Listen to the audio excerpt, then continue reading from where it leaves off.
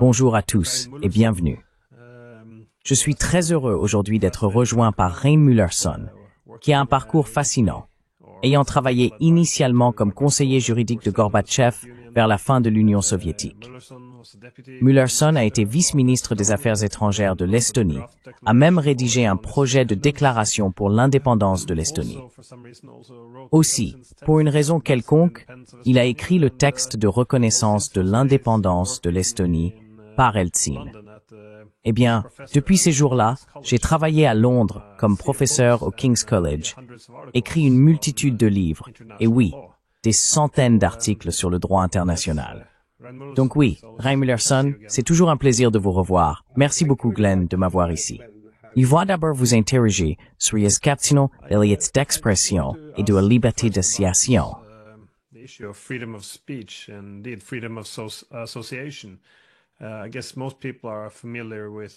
Je suppose que la plupart des gens sont familiers avec l'idée qu'en période de crise ou de guerre, les gouvernements ont tendance à restreindre la liberté d'expression dans une certaine mesure.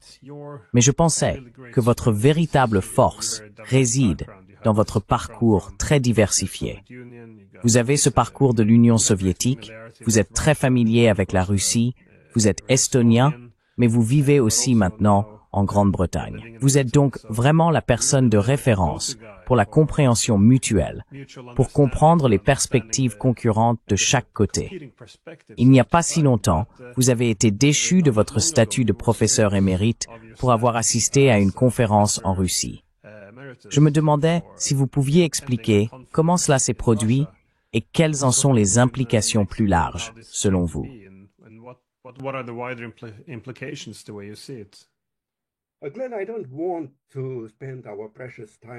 Mais Glenn, je ne veux pas passer beaucoup de notre temps précieux sur mon annulation. Il y a probablement plusieurs raisons à cela. L'une d'elles est que je n'ai jamais été une personne grégaire. Et donc, ayant vécu et été professeur à la London School of Economics et au King's College de Londres pendant presque 20 ans, avec un tel parcours professionnel dans mon propre petit pays, j'étais, pour certaines personnes, comme une épine dans le pied. Je me souviens que c'était peut-être il y a déjà une décennie, avant 2022 certainement, lorsqu'un professeur, lors d'un dîner de Noël, m'a demandé comment j'avais eu l'idée d'écrire, comment j'écrivais mes livres.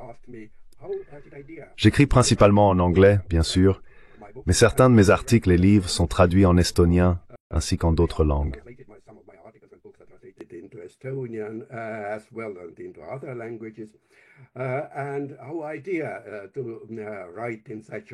Et notre idée d'écrire de cette manière est de parler. Cela montre donc que depuis déjà quelque temps, j'étais quelque chose de spécial en Estonie à cet égard. Lorsque j'ai participé l'été dernier à une conférence à Saint-Pétersbourg, il se trouve que j'étais sur le panel avec Dmitri Medvedev, l'ancien président et premier ministre de Russie. C'était comme une goutte qui a fait déborder le vase. Ce n'était d'ailleurs pas le premier cas en Estonie. Un an avant mon annulation, un autre Estonien, à mon avis beaucoup plus célèbre, un chef d'orchestre, Andres Mustonen, qui n'était pas seulement chef d'orchestre, mais aussi organisateur et fondateur d'un orchestre très célèbre, un orchestre de renommée mondiale, s'est produit en Russie.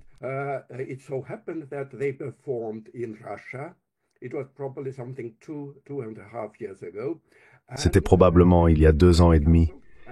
Et puis il a été annulé et l'orchestre a été dissous. Un orchestre très célèbre a été dissous. Donc ces cas, je crois, servent d'avertissement pour le reste que la dissidence n'est pas tolérée en Estonie, où la russophobie rapide est aujourd'hui la norme. Sur toutes les questions, bien sûr, pas seulement concernant la guerre en Ukraine, principalement, mais aussi l'attitude envers l'Église orthodoxe russe et la privation des droits des citoyens russes et de ceux qui sont apatrides et n'ont pas de citoyenneté mais vivent en Estonie. Lors des prochaines élections locales, ils ne pourront plus voter. Une loi a été adoptée il y a peut-être une semaine. Dans ce contexte, oui, je crois que mon cas n'était pas quelque chose d'extraordinaire.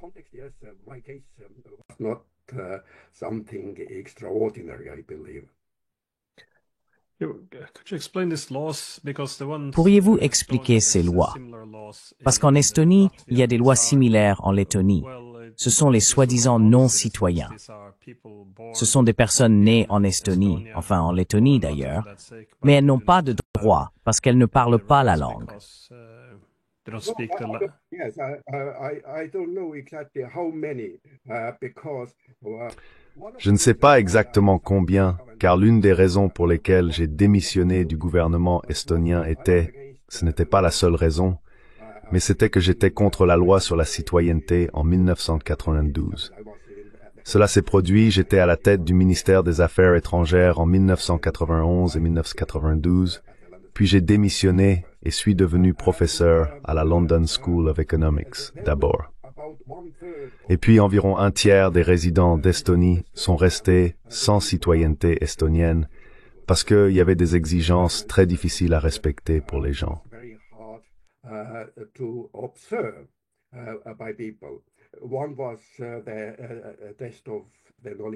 L'un des tests portait sur la connaissance de la langue estonienne, bien sûr.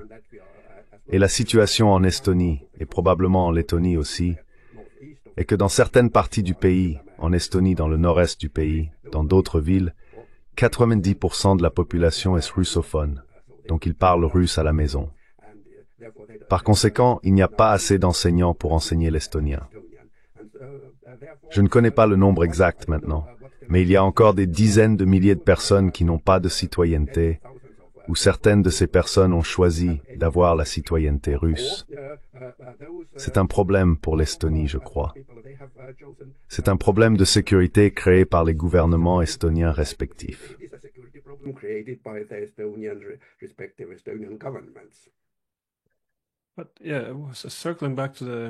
Mais, pour revenir à l'annulation, comment pouvez-vous expliquer la réaction très sévère? Parce qu'on peut dire, oui, c'était en Estonie où ils ont révoqué cette chaire. Mais je suis curieux, on voit des cas similaires émerger en Europe où la liberté d'expression et la liberté académique semblent être sous une plus grande pression. Ce n'est pas vraiment appliqué de la même manière à d'autres conflits. Sommes-nous les nouveaux soviétiques maintenant? Je veux dire, je suppose que l'Union soviétique avait des restrictions beaucoup plus strictes, mais nous avançons très rapidement dans cette direction, n'est-ce pas?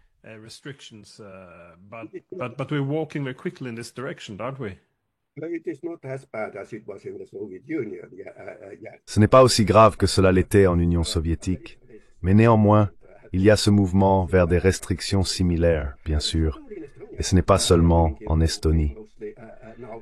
Je vis principalement au Royaume-Uni maintenant, et lorsque Keir Starmer est devenu le leader du Parti travailliste, il a déclaré, en 2022, qu'il n'y avait pas de place dans le parti pour ceux qui croient que l'Occident était d'une certaine manière également coupable de l'invasion de l'Ukraine par la Russie. Donc, il n'y avait pas de place pour de tels membres dans le Parti travailliste. Pourquoi une telle déclaration a-t-elle été faite? Parce que plusieurs membres éminents du Parti travailliste croyaient que ce n'était pas seulement la Russie qui avait commis cette agression, qualifiée en Occident d'injustifiée, mais que la Russie avait été fortement provoquée, comme le croyaient également de nombreux membres du Parti travailliste. Ainsi, il y a des sanctions non seulement contre les universitaires, mais aussi contre les membres de différents partis politiques dans la plupart des pays d'Europe occidentale.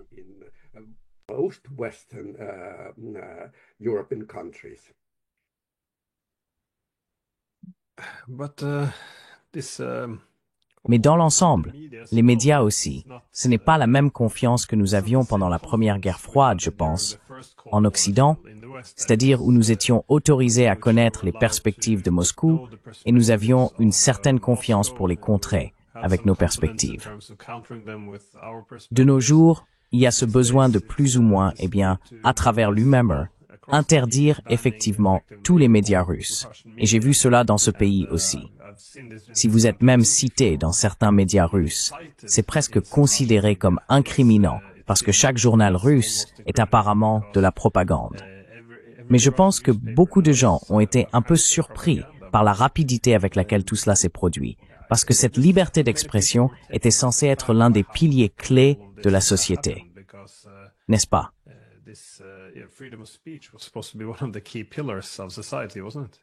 Not anymore, not anymore. Certainly in Europe, in the US. Plus maintenant, plus maintenant. Certainement en Europe, aux États-Unis, il y a peut-être un peu plus de liberté d'expression et de liberté académique que dans les pays européens.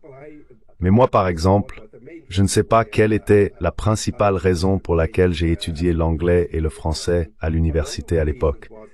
Mais l'une des raisons était que je voulais écouter la BBC World. En gros, c'est ce que je faisais quand j'étais étudiant à l'université. Parce qu'en Estonie et en Russie, ces stations de radio étaient brouillées.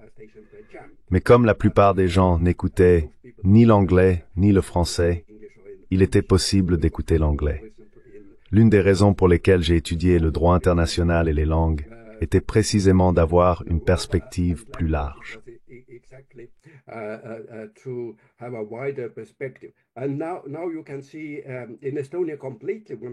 Maintenant, vous pouvez voir en Estonie complètement.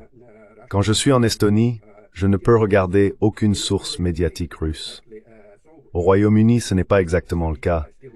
C'est un peu plus libre que dans les pays baltes, par exemple. Mais néanmoins, maintenant l'Union soviétique ou le style de l'Union soviétique arrive aussi en Occident. C'est très regrettable, bien sûr, et inutile, à mon avis. Je ne dis pas qu'il y a la liberté d'expression en Russie ou en Chine, mais l'Occident était vraiment, à mon avis. Certainement, j'ai étudié à l'Académie de droit international de La Haye quand j'étais étudiant de 3e cycle à l'Université de Moscou. Et bien sûr, l'Occident était beaucoup plus libre en comparaison avec l'Union soviétique.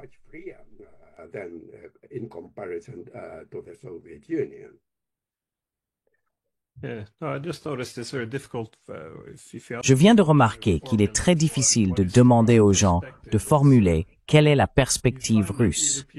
On constate que soit les gens ne savent tout simplement pas quelle est cette perspective, soit s'ils le savent, ils seront très prudents pour l'exprimer à haute voix.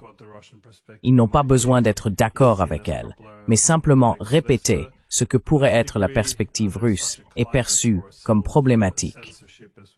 Il y a donc un haut degré d'autocensure dans un tel climat. Mais comment interprétez-vous le changement dans la politique, cependant? Parce que c'est aussi assez dramatique dans une certaine mesure. Nous avons vu en Slovaquie, lorsque Fico a été abattu, que la couverture médiatique principale dans d'autres parties de l'Europe portait sur la question de savoir s'il était d'extrême droite, un poutiniste, ou quel genre de vengeance il prendrait sur l'opposition s'il parvenait à se rétablir. Et Orban, nous voyons aussi, s'est trop éloigné de l'UNOBER. Il doit être régulièrement puni et méprisé.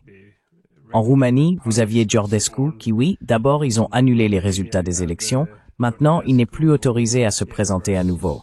Il a été suggéré que dans Le Pen cannot run. Marine Le Pen cannot run. Oui, c'était le plus récent. Marine Le Pen, elle ne peut pas se présenter à la présidence. Et ils ont dit en Allemagne que s'il gagnait, il pourrait devoir prendre des mesures similaires ou même l'interdire. Alors, comment interprétez-vous cela? Encore une fois, vous avez été éduqué et avez servi de l'autre côté du rideau de fer, comme on dit.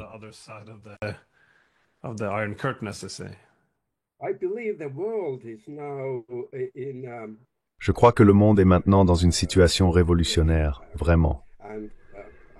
J'ai récemment publié un article intitulé, si je ne me trompe pas, « Trump plutôt Gorbatchev que Deng Xiaoping ».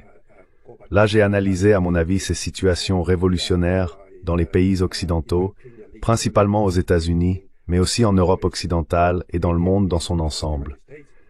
Il y a donc une transformation géopolitique et géoéconomique en cours dans le monde. Et je crois que maintenant,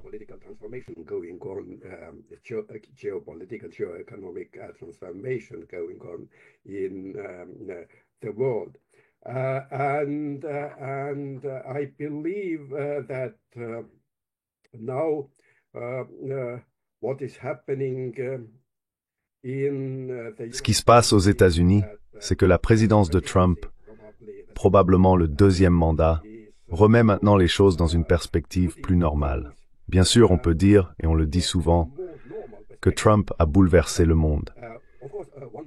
Mais je crois que cela pourrait être un retour à une sorte de normalité. Car ce qui se passait dans le monde à la fin des années 80, dans les années 1990 en particulier, était une aberration, ou comme Marco Rubio a également utilisé le terme, c'était une anomalie de ce qui existait. C'était un monde unipolaire qui n'avait jamais existé dans le monde dans son ensemble. Même en Europe, il y a eu des tentatives, par exemple par Napoléon, de créer une telle Europe unipolaire, mais il a échoué lamentablement après avoir réussi à envahir la Russie de manière assez imprudente.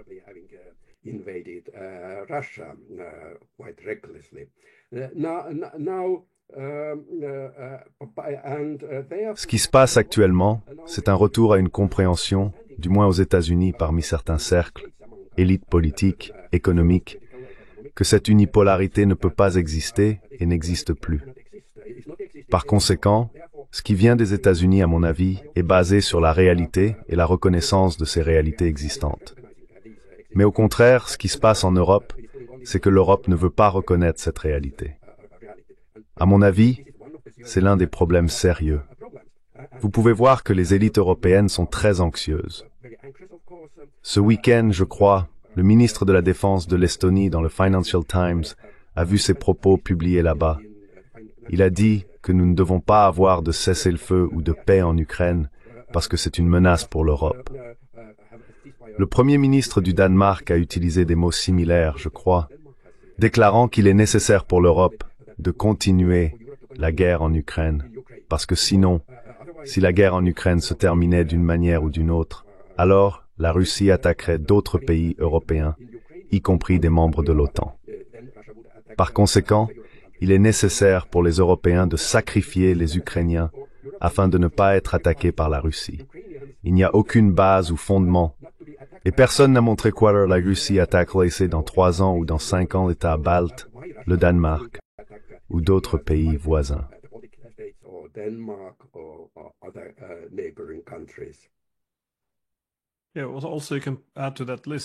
De plus, vous pouvez ajouter à cette liste le chef du renseignement allemand.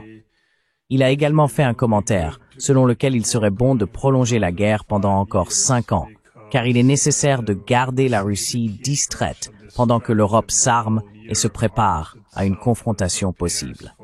C'est quelque chose qui, en Ukraine,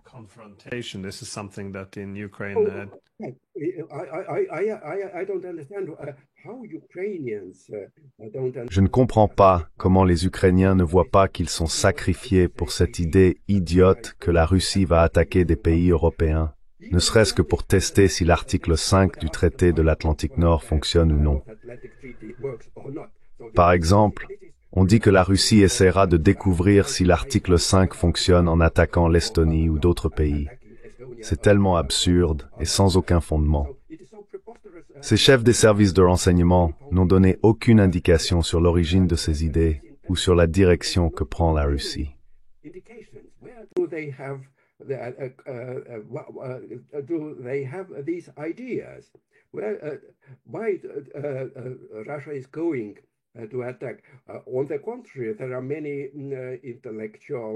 Au contraire, il y a de nombreux intellectuels.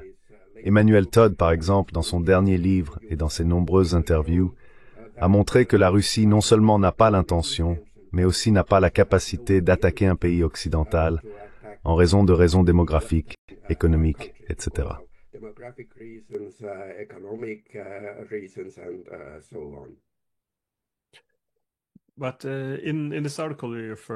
Mais dans cet article auquel vous faites référence, eh bien, comme vous l'avez dit auparavant également, l'ordre unipolaire était largement défini par 2 variables. L'une était la domination de l'Occident et la seconde était la prévalence de la démocratie libérale dans le monde. Mais vous avez mentionné dans l'article que ces 2 processus pourraient également se défaire.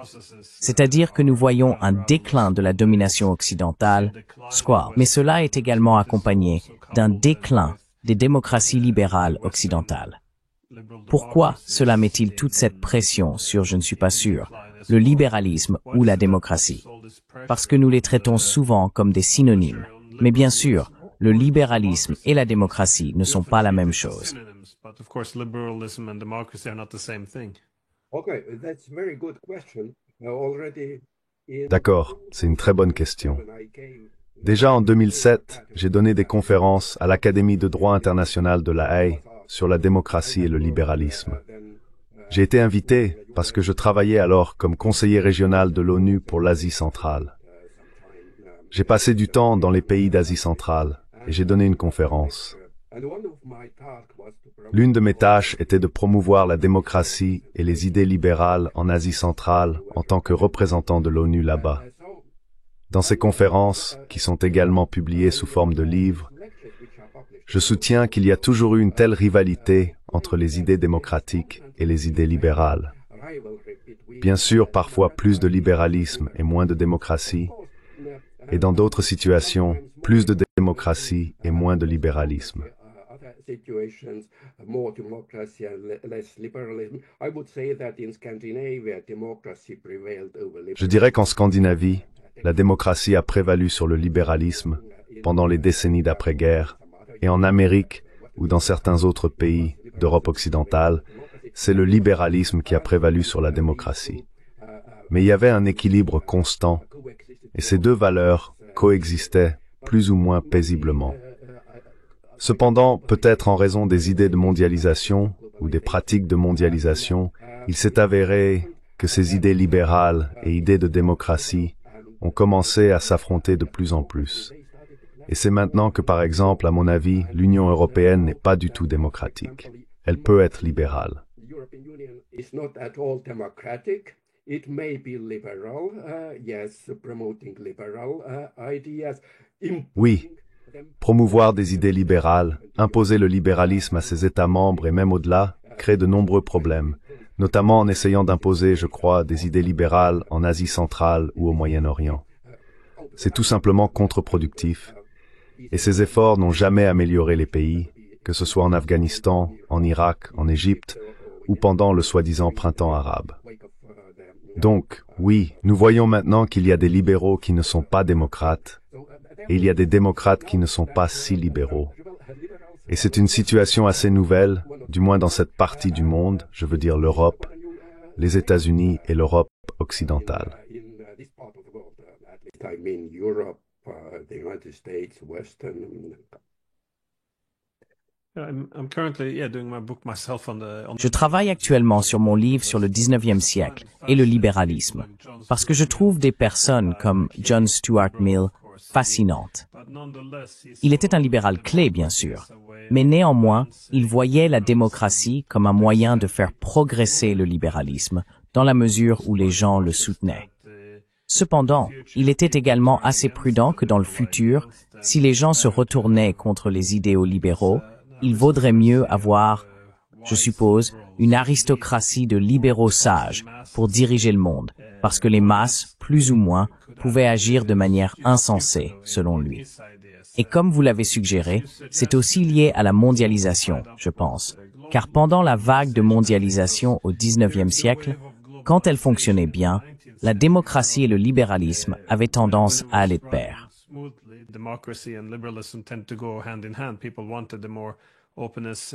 Les gens voulaient plus d'ouverture et d'individualisme, et les gens l'ont soutenu. Mais une fois que la mondialisation a commencé à rencontrer des problèmes, surtout après 1873, nous avons vu que les gens ont commencé à se retirer un peu de cela. Ils se sont repliés sur une identité plus nationale, une identité de groupe. Ils voulaient plus de limitations sur le marché libre. Et soudain, le libéralisme et la démocratie sont entrés un peu en conflit. Voyez-vous cela maintenant? Parce que, vous avez déjà suggéré certains aspects, mais parfois on a l'impression qu'en Europe, il y a une sorte de division entre peut-être les Hongrois, qui sont démocratiques, mais aiment les démocrates illibéraux, et puis vous avez l'UAPM, qui semble être des libéraux non démocratiques. Dans quelle mesure cela compte-t-il pour l'avenir? To what extent does this matter, I guess, in the development? Yes, one man's populism Oui, le populiste pour l'un et le démocrate pour l'autre. À mon avis, cette situation est vraiment due à cette nouvelle vague de mondialisation qui a commencé principalement avec l'effondrement de l'Union soviétique. Au XIXe siècle, cette mondialisation était encore occidentale. Donc oui, les États-Unis y ont participé, tout comme certains pays d'Amérique latine, mais ils faisaient principalement partie de l'Occident, car l'Afrique, la Chine et la plupart de l'Asie étaient au-delà. C'étaient des colonies, et leur compréhension et mode de vie n'étaient pas pris en compte lors de cette diffusion, disons, du libéralisme et de la démocratie.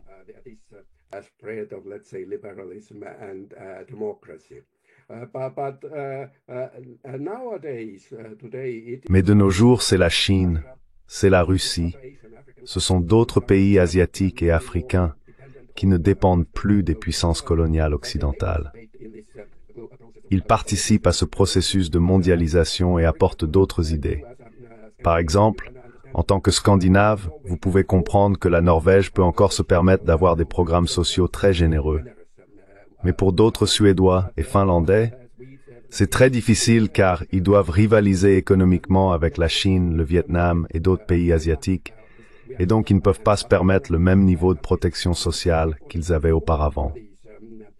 Ainsi, les choses changent pour l'Occident à cause de ces processus de mondialisation.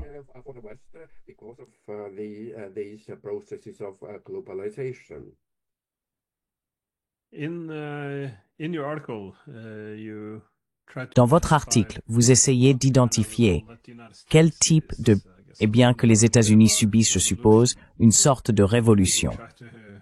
Et vous essayez de suggérer, est-ce plus proche de Deng Xiaoping avec ses réformes réussies en Chine? Ou est-ce plus comme Gorbatchev avec la perestroïka et la glasnost en Union soviétique? Encore une fois, je pense que c'était une comparaison intéressante. Parce que ce que vous voyez, il y a trois grandes puissances. Et quand elles ont traversé de grandes difficultés et ont eu besoin de faire de véritables changements et réformes, les Chinois ont pris une direction. L'Union soviétique a pris une direction très différente.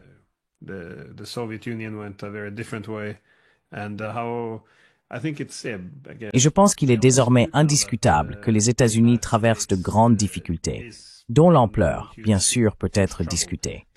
Mais l'hégémon mondial a disparu, ainsi qu'une grande partie de la stabilité politique et économique.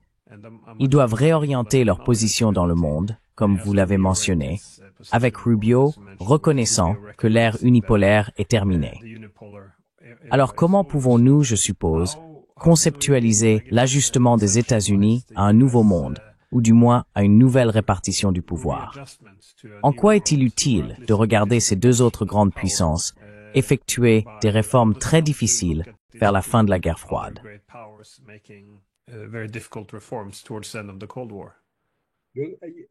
Tu sais, c'était en 2015 ou 2016 et j'ai lu dans le Figaro qu'un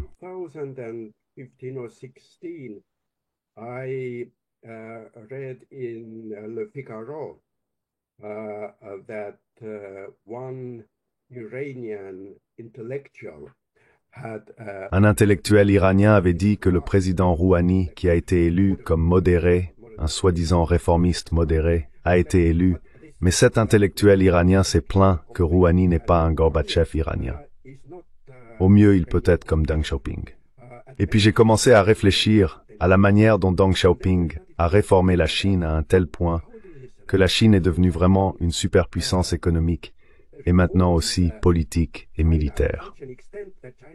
Il a donc réussi au-delà de toute croyance, je dirais, au-delà de la croyance de nombreuses personnes, surtout en Occident, tandis que Gorbatchev a complètement échoué. J'ai moi-même bénéficié de travailler avec Gorbatchev et je suis devenu ce que je suis maintenant grâce aux réformes de Gorbatchev, en travaillant avec lui, etc. Mais il a complètement échoué parce qu'il voulait conserver l'Union soviétique, mais la voir comme, il a utilisé ce terme à plusieurs reprises, comme une social-démocratie à la suédoise.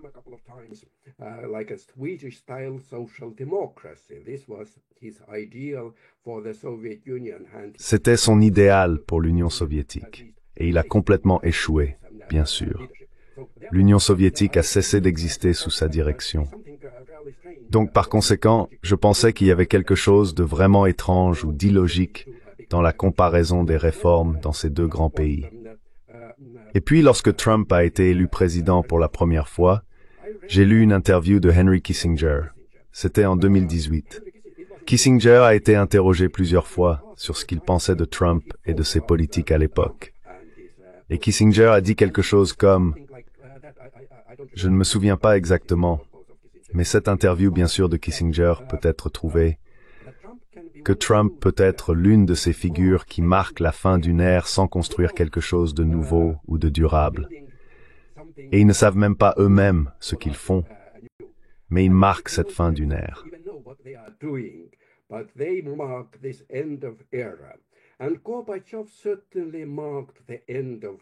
Et Gorbatchev a certainement marqué la fin d'une époque en Union soviétique, mais il n'a pas créé quelque chose de durable et de nouveau. La Russie est maintenant sous une direction différente, bien sûr, à travers des difficultés pendant les années Eltsine, dans les années 1990, devenant maintenant plus forte et plus stable, bien que maintenant en conflit armé. Cela a également son impact sur la situation dans le pays, bien sûr. À mon avis, et maintenant encore plus pendant ce second mandat de Trump, je crois que Trump marque vraiment la fin de cette ère, et il y a une situation révolutionnaire aux États-Unis, comme dans les pays d'Europe occidentale. Je ne pense pas que Trump trouvera une issue à cela.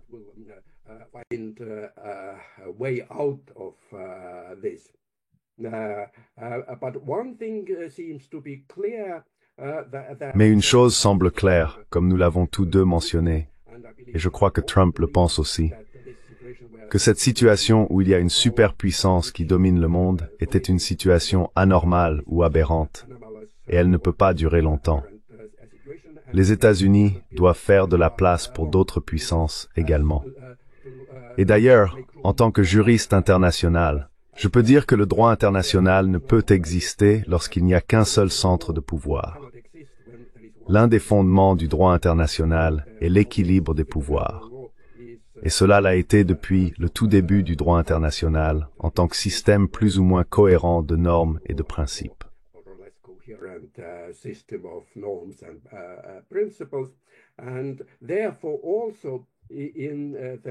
Et donc, également dans les années 1990, je crois, bien que j'ai moi-même pu être assez enthousiaste à propos de certains développements dans le domaine du droit international, j'ai très vite compris que ce n'est pas le droit international tel que promu par l'Occident. C'est une sorte de droit mondial ou de droit impérial, sans aucun équilibre. Il est donc imposé sous la forme d'un ordre international fondé sur des règles à l'ensemble du monde. C'est, à mon avis, ce qui se passe dans mon propre domaine du droit international, et il est nécessaire de vraiment restaurer la base du droit international, qui est cet équilibre des pouvoirs, et aussi ces principes de droit international qui ont été complètement négligés dans les années 1990, tels que la non-utilisation de la force, la non-ingérence dans les affaires internes, l'égalité souveraine des États et d'autres principes similaires.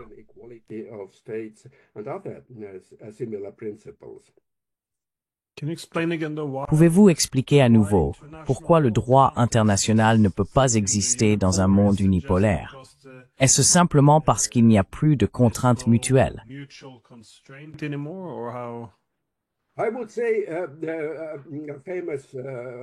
Je dirais, j'ai également prononcé cette phrase lors de la conférence à Saint-Pétersbourg l'été dernier, mais c'est quelque chose comme ça.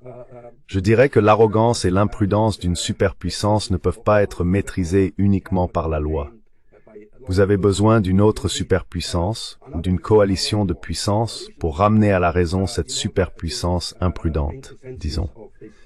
Ainsi, c'était les États-Unis, la seule super ou hyperpuissance restante, comme l'ancien ministre des Affaires étrangères français appelait les États-Unis. Ils ont donc commencé à intervenir dans toutes les parties du monde, se sont surexploités, et par conséquent, la domination des États-Unis, ou la domination occidentale, a été encore plus courte qu'elle ne l'aurait été autrement. Et le droit international, en tant que droit où les États sont égaux, peut alors être basé sur l'équilibre. Parce que sinon, vous avez, comme je l'ai dit, soit une loi mondiale, soit ce que j'appellerais aussi la loi impériale. Il y a eu des empires, à commencer par l'Empire romain, et ainsi de suite.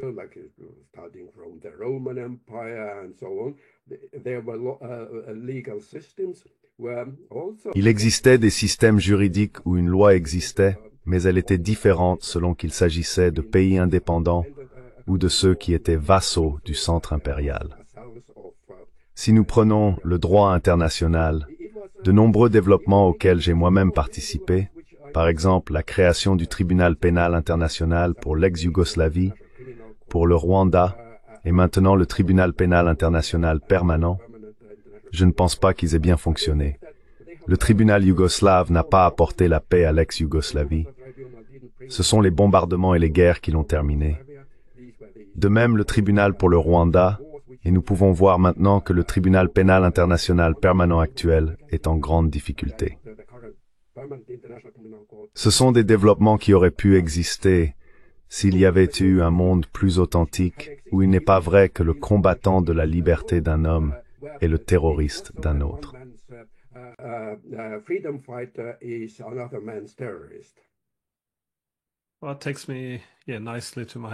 Eh bien, cela m'amène bien à ma dernière question, je suppose, car je voulais savoir comment vous voyez, en tant que spécialiste du droit international, comment le droit international va maintenant changer avec cette montée de la Chine. Parce que je suis d'accord avec vous, qu'après la Seconde Guerre mondiale, lorsque nous avons établi les Nations Unies, le droit international, tel que défini par la Charte de l'ONU, je pense qu'il a fonctionné parce qu'il y avait au moins deux centres de pouvoir. Et lorsqu'il y a un équilibre, vous êtes prêt à renoncer à une certaine flexibilité dans votre politique étrangère en termes d'utilisation de la force. Par exemple, vous seriez prêt à le faire parce qu'en retour, vous obtiendriez de la réciprocité. Donc, encore une fois, les règles du jeu reflètent la répartition internationale du pouvoir.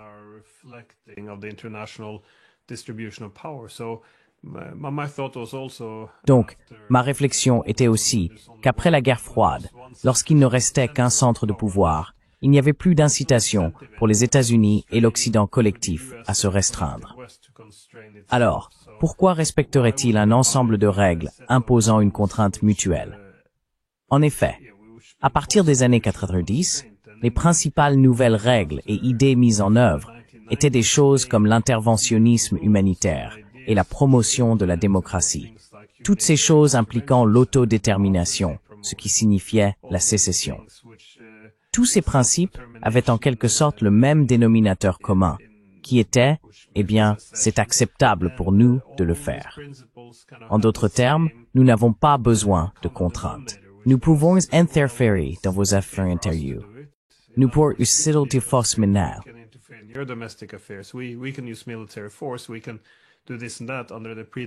Nous pouvons faire ceci et cela sous le prétexte de promouvoir les valeurs démocratiques libérales. Mais bien sûr, c'est restreint pour les autres. Et le conseiller de Tony Blair, Robert Cooper, a plaidé dans les années 90 pour un nouvel impérialisme libéral comme il l'appelait, car cela signifiait l'ordre.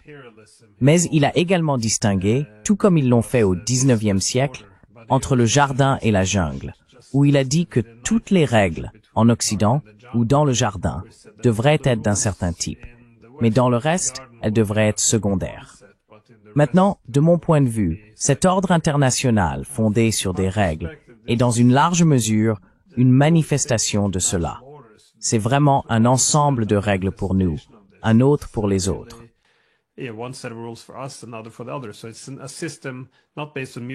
Donc, ce n'est pas un système basé sur la contrainte mutuelle et l'égalité souveraine. Au contraire, il devient un système d'inégalité souveraine, où vous avez... J'ai écrit un livre une fois comparé à La ferme des animaux de George Orwell, où tous les animaux sont égaux, mais certains sont plus égaux que d'autres. Désolé. 4 pattes, c'est bien. 2 pattes, c'est mal. Eh bien, si nous voyons le droit international se désagréger lors des guerres de Yougoslavie, je pensais que c'était un excellent point à soulever. Parce que c'était en 99, quand nous avons dit que l'attaque contre la Yougoslavie n'était pas légale, mais qu'elle était légitime. Pour moi, ce découplage de la légitimité de la légalité était assez fascinant. Et encore une fois, cela revient à l'idée de ce qui la rend légitime. Eh bien, les valeurs démocratiques libérales et cette exemption au droit international étaient uniquement la prérogative de l'Occident à utiliser. the prerogative of the West to use. So again, it becomes an imperial law. Donc encore une fois, cela devient une loi impériale, comme vous l'avez défini. Mais maintenant, bien sûr, nous assistons à la montée de la Chine. Nous assistons à une montée, encore une fois, je pense qu'il est juste de dire à la défaite de la Russie, non seulement de l'Ukraine, mais aussi de l'OTAN en Ukraine. C'est un peu comme la montée de la Chine. Cela semble vraiment pousser en avant cette idée que l'ordre unipolaire est définitivement arrivé à sa fin. Cela soulève donc la question, que se passe-t-il? Reviendrons-nous au droit international des Nations Unies ou verrons-nous quelque chose de très différent? Or will we see something vastly different? Yes, I believe Oui, je crois que probablement la meilleure et la seule façon est de revenir à la Charte des Nations Unies. Il n'y a pas grand-chose de mal avec cette charte. D'accord. Je suis d'accord que l'Inde devrait être un membre permanent du Conseil de sécurité, peut-être que d'autres pays aussi. Mais oui, des réformes sont nécessaires, mais fondamentalement, c'est une structure assez solide et nécessaire. Vous l'avez si bien mentionné en termes de droit international et mentionné Robert Cooper. J'ai apprécié son livre Diplomacy qui m'a été envoyé il y a quelques années. Dans ce livre, il dit quelque chose qui est très important de mon point de vue. Aujourd'hui, beaucoup de gens comparent la crise des missiles de Cuba de 1962 et la situation actuelle en Europe lorsque l'OTAN s'est rapprochée des frontières de la Russie.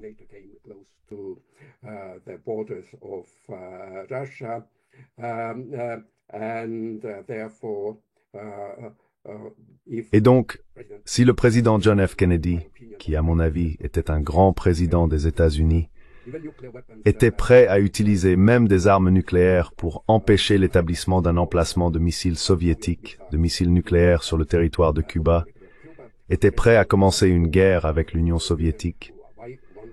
Pourquoi s'attendrait-on à ce que la Russie reste silencieuse si, disons, à Sébastopol, il y a une marine américaine au lieu de la marine russe?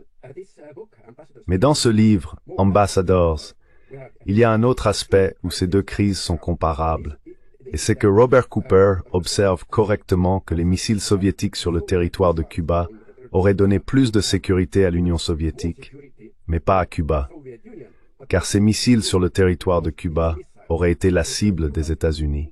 Et il y aurait eu une menace constante de destruction de Cuba s'il y avait une nouvelle crise.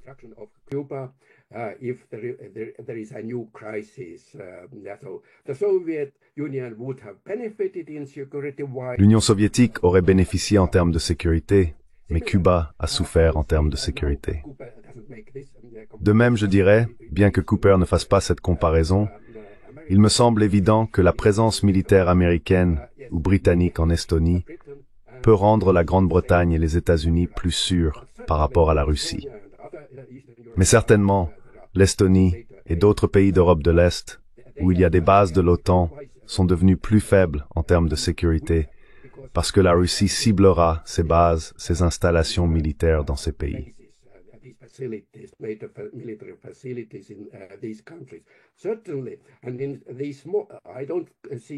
Certainement, je ne comprends pas pourquoi les politiciens de ces petits pays ne voient pas que leur sécurité diminue lorsqu'ils ont des bases de l'OTAN sur leur territoire.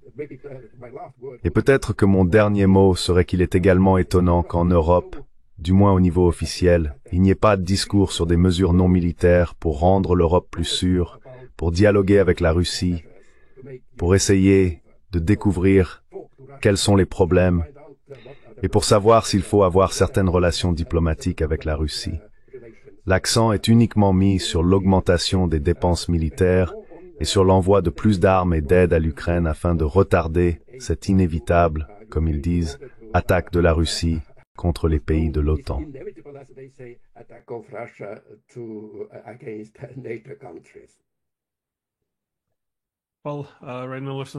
Eh bien, Ram Mullerson, je pense que j'ai déjà pris trop de votre temps.